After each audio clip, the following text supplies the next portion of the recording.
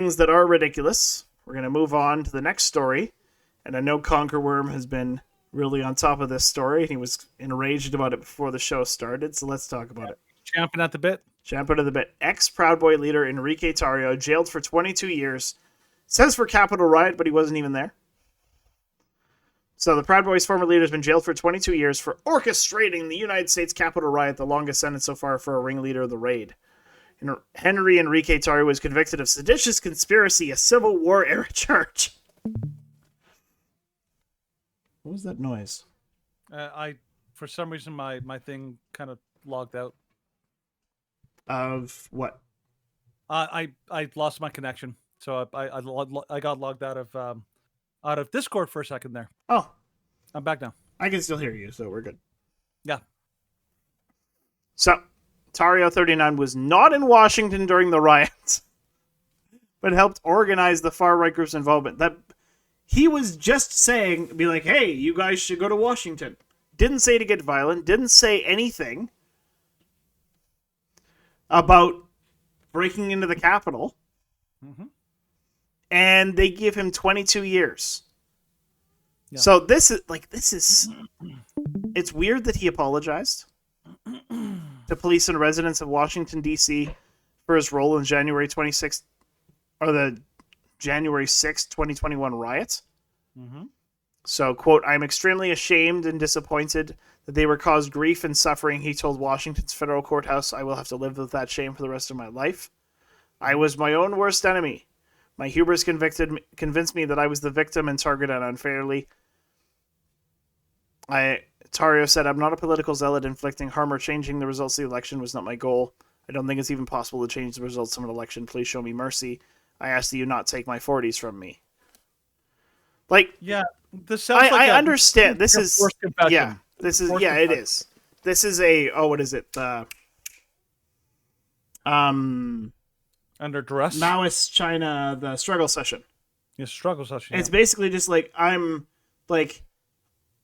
it's like, oh yeah, plead for a lesser sentence because I'm going to give you 22 years. It's like 22 years for not even being in the same area.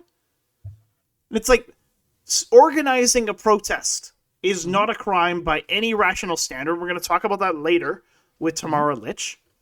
Mm-hmm. But this is absolutely deplorable that he is getting 22 years for this. Mm-hmm. He did not tell them, break into the Capitol. He did not tell them, oh, go attack a police officer. He did not incite them to anything. All he did was tell them to go to Washington. And then he couldn't even go himself. Yep. Like, this is not criminal activity, but he's being punished worse. Like, he's being punished worse than murderers. These guys are political prisoners. Well, and then, like, even in this next story that Conquerworm sent us, thank you, Conquerworm, he is being punished more than this man. Mm-hmm. Rochester man given 180 days in jail for raping girls. The victims were between 4 and 9 years old at the time. There was no moving on or getting over it. One said in court. Yeah, What you say about this guy here, Steven, on Twitch? I know. This guy should be put to a long rope. He should have gotten a much more severe sentence. This should be years in prison. Decades for this. Decades. Because it's aggravated. Because it's bad enough. Okay, so it's bad enough to rape people. So a rapist, just plain and simple, if you rape a woman, like, especially a violent rape, that should be several years in prison. Then add on top of that these are underage children. So if these were like 13, 14, 15-year-old girls, that's aggravating. But then add to that the fact that these are 4 and 9 years old. All of these should be aggravating. It's like adding a hate crime, designation to a crime or something like that, right? Yeah. These should be aggravating. This shows you that we don't have a justice system. We have a legal system, which means that the legal system is abused and they create a 2-tier system. In other words, we have a system of law that is basically punishing like citizens that are actually not the bad ones and incentivizing real criminals. This is why San Francisco, New York, Chicago, This is why, like, those cities are literally like the purge. Like, nobody is enforcing the law. Nobody is holding these people accountable. But you get people like from January 6th. These are political prisoners that the government is basically using January 6th as an excuse to throw everything they can and to abuse the legal system in order to scare the crap out of anybody who would even think of opposing their agenda. In other words, they want you to be scared of even saying that they might have stolen an election, even though it, like, there's like mountains of evidence. Doesn't matter. They want you to be petrified of not only of like going to protest, like they want you to be scared of protesting. They want you to be scared of even saying anything against like their elections. That's why this is a police state. This is the kind of actions that you read about in Cuba. You read about them during if you guys have ever watched the Hong Kong protests a couple of years ago. The way that the Chinese government dealt with like the protesters in Hong Kong was horrible. And believe it or not, this is what they're doing here. They're doing the exact same thing. They're using the law and they're abusing it in order to create political prisoners to shut up their opposition and to scare anyone from even thinking of opposing the government. This is why people are saying America is becoming a banana republic that doesn't actually like follow the law. And here's a big thing. Tim Pool talks about this all the time. I really agree with him. Is that there is a point that you have to be very careful.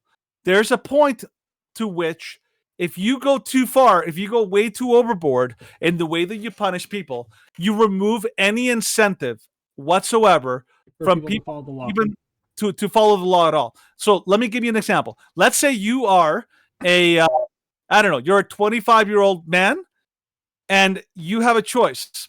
Okay? The police are like, you're protesting, like you're properly protesting.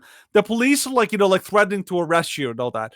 If you know that if I comply, maybe I'll get off better and all that kind of stuff. Now, like hearing about these guys getting 22 years, 17 years, all these kind of years for doing virtually nothing. Yeah. What incentive do they have to actually behave or to comply or even to participate? Well, yeah, this is how you scare people from participating. Well, and we're seeing the same thing with the trials for the Freedom Convoy members. This is how you scare people out of participating in public protest. And then eventually, when you have people that are scared enough, they will not participate in public protest. But when things get bad enough and they stop trusting in kind of the establishments of law and order, of justice, and the media and the government, then eventually people will get pissed off enough that there actually will be an armed insurrection, or there will be like small coups taking over little areas of the country, because they no longer believe in the powers that be that are actually, they no longer believe that they're actually out for their good. And that they're actually enforcing what is best for the people of that nation. Well, I mean, look at it here. Like, just for an example, here in Calgary, we have seen like dozens of examples of the police literally breaking their own laws, literally acting acting like goons and following orders, even though those orders are completely and totally against the law. I saw this video from Rebel News yesterday.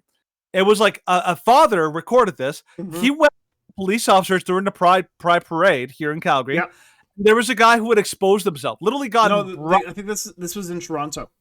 Was it Toronto? Okay, I thought it was Calgary. Okay. Anyways, he went up to the police. He said, like, this man literally like exposed himself to children on the street.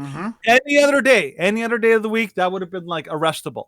The police like, well, nothing I can do. I'm like, what are you talking about? Like, you're basically saying that you've officially designated that there's a group of people that are above the law.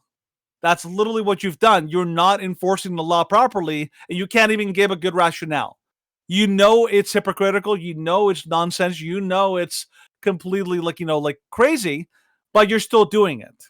And so, like, think about it from a regular person's view.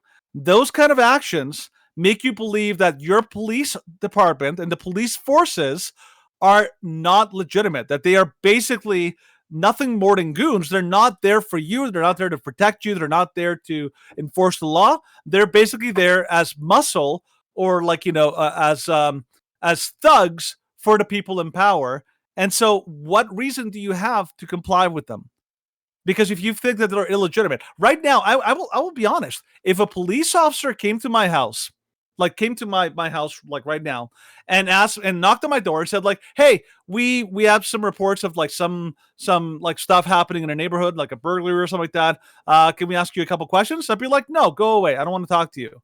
Why? Because I don't respect the police in Calgary. I legitimately know the police chief and the police like officers. They're basically acting, and they have not done anything to change that impression. They basically act like basically paid enforcers for the current government, not as public servants. And so I have very little respect for police officers, not individuals. I mean, obviously, there's obviously going to be some that are good, some that are bad, but unfortunately, they all work for the same system. And unfortunately, the ones that actually had the balls to say no, I will not do this because this is wrong, have already left, already been kicked out. So what do you get left? You got the worst ones. You got the bad apples that are willing to do like anything that they're told for a paycheck. Yep. And so you're creating the ingredients for public for like all sorts of problems. And it's by design, of course. This is not accident. These are not just dumb people. They know what they're doing. Sadly, this is the way it's going to go. And unfortunately, that's why a lot of people are worried that things are going to get worse before they ever get better, particularly in the States and especially in Canada too.